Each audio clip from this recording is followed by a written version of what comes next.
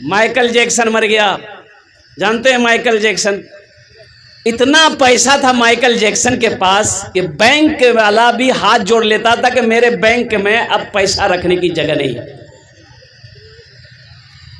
Michael Jackson, آپ کو پتا ہونا چاہیے، مائیکل جیکسن نے کہا کہ مجھے 150 سال زندگی گزارنا ہے. مجھے کتنے سال رہنا ہے؟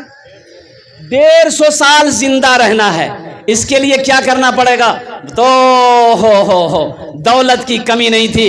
مائیکل جیکسن 12 ڈاکٹر ہمیشہ 24 گھنٹہ مائیکل جیکسن کے آگے پیچھے گھومتا تھا. 12 doctor, hi fi doctor. M D کہیے کون کون ڈاکٹر. مائیکل جیکسن قربان جاؤ جو کھانا کھاتا تھا نا، تو پہلے اس کھانے کا 21 مرتبہ ٹیسٹ ہوتا تھا تب کھانا کھاتا تھا. کتنا مرتبہ ٹیسٹ ہوتا تھا؟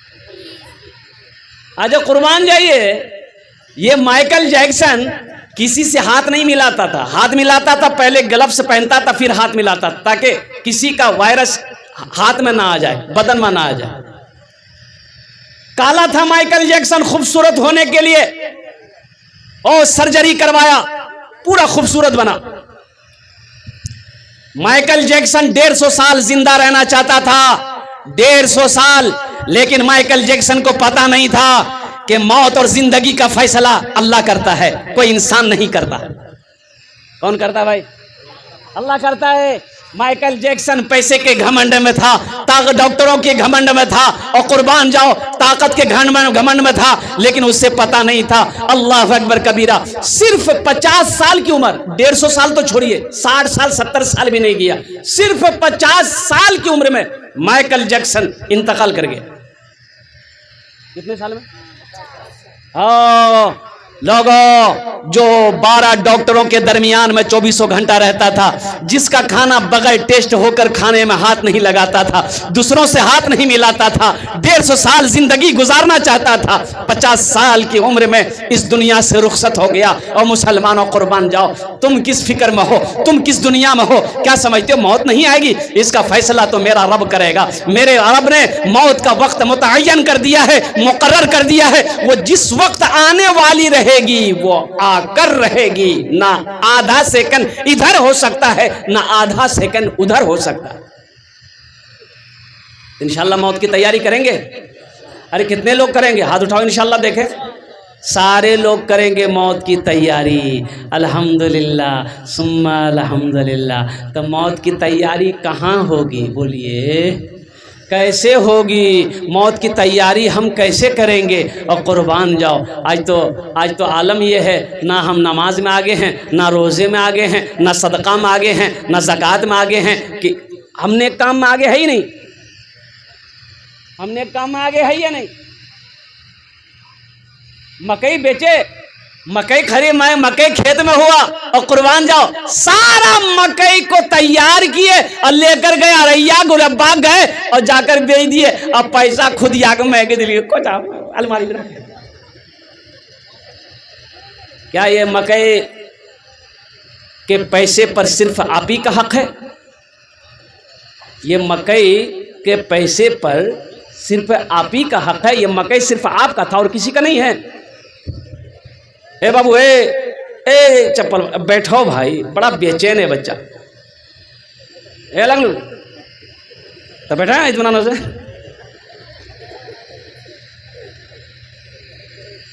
ابھی مفتی صاحب کہہ رہے تھے نا، یہ مکئی اللہ نے آپ کو اکیلا نہیں دیا، اس میں ایک مکئی کا دانہ آپ نے لگایا.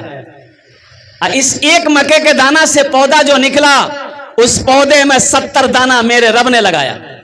لگایا نہیں لگایا؟ ارے بولو بھائی، لگایا نہیں رہا؟ کس کے لیے؟ آپ صرف آپ ہی کے لیے؟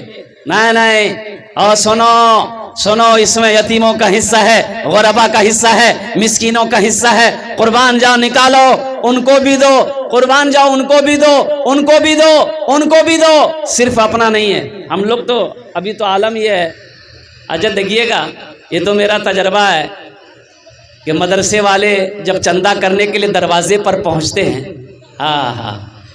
دھان کھیتوں میں بھیلے دھان پسار کے، وہ جھٹکی دھان کی بولی ہو، ارے دھورو روز نکالے کی بولی.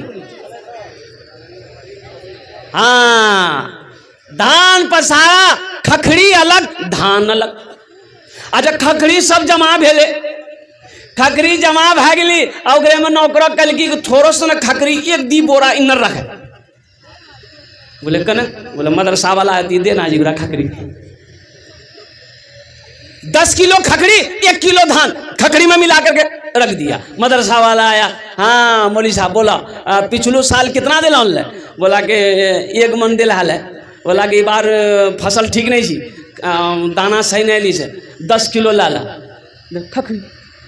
मौलवी साहब देख के बोली जी ओ ये तो खखड़ी हो।